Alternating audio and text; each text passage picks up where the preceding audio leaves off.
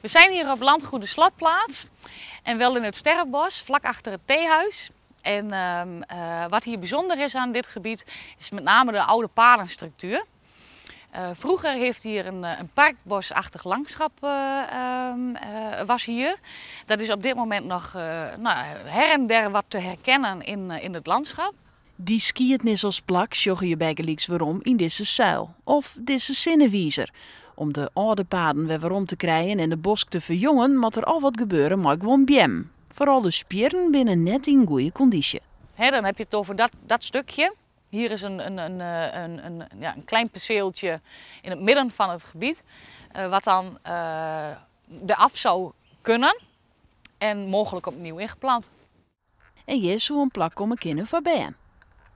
Nou, we willen graag een deel van het bos beschikbaar stellen voor speelnatuur.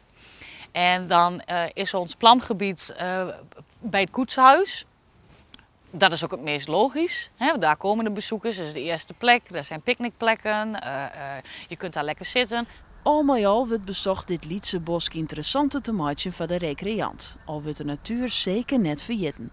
Er komt nog een keerkomst van omwonenden en er is al praten met dorpsbelang.